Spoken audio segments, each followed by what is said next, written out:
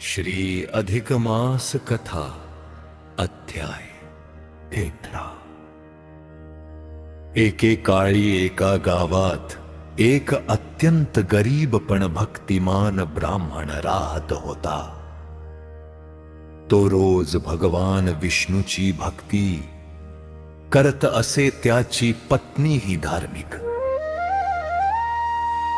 आणि पतिव्रता होती. घरात खाण्यासाठी अन्न नसले तरी दोघेही भक्ती सोडत नसत.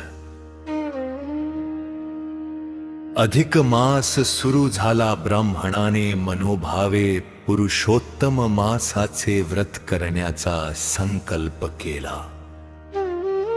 रोज सकाळी स्नान करून तो भगवान विष्णूची पूजा, जप आणि कथा श्रवण करू लागला.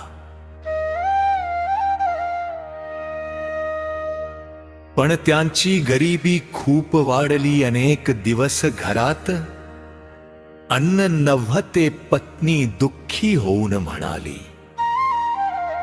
आपण इतकी भक्ती करतो तरी आपल्या दुःखाचा अंत का होत नाही. ब्राह्मण शांतपणे म्हणाला, भगवान भक्तांची परीक्षा घेतात. आपण श्रद्धा सोडू नये.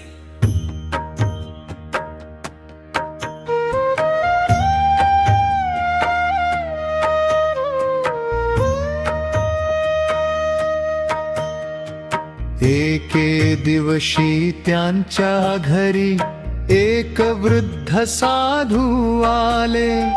त्यांनी भिक्षा मागितली.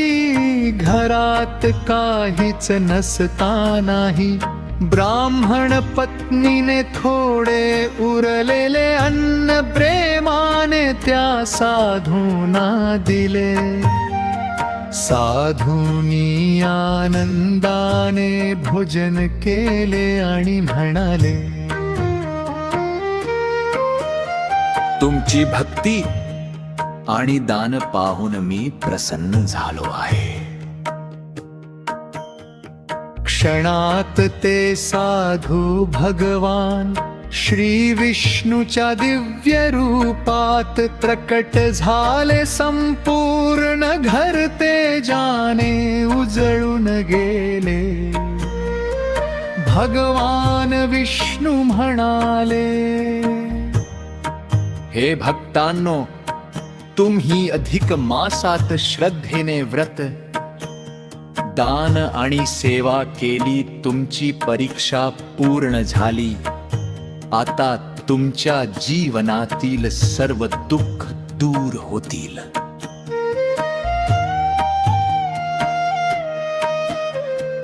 भगवानांनी त्यांना धन, अन्न आणि सुख समृद्धीचे वरदान दिले. त्या दिवसापासून त्यांचे जीवन आनंदाने भरून गेले.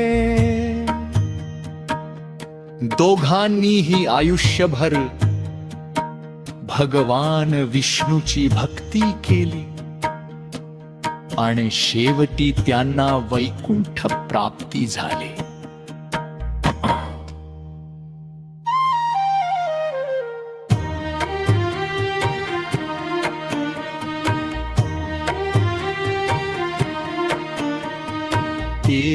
अध्यायत प्याजा मूर्थ सोफ्या भाषेता. या कथेतून आपल्याला शिकायला मिळते की संकट आले तरी देवावरची श्रद्धा सोडू नये. अधिक मासात केलेली भक्ती, दान आणि सेवा खूप पुण्य देते गरीब बसलो तरी मनापासून केलेले दान भगवान स्वीकारतात.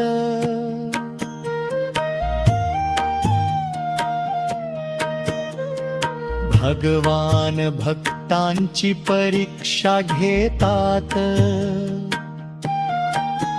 पण शेवटी त्यांना कृपा आणि सुख देतात.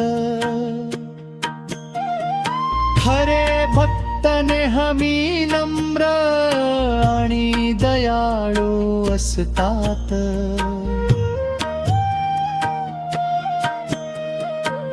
या अध्यायाचा मुख्य संदेश श्रद्धा, सेवा आणि भक्ती कधीही वाया जात नाही. धन्यवाद. आणि बेल आयकन नक्की प्रेस करा. जय जय राम कृष्ण हरी.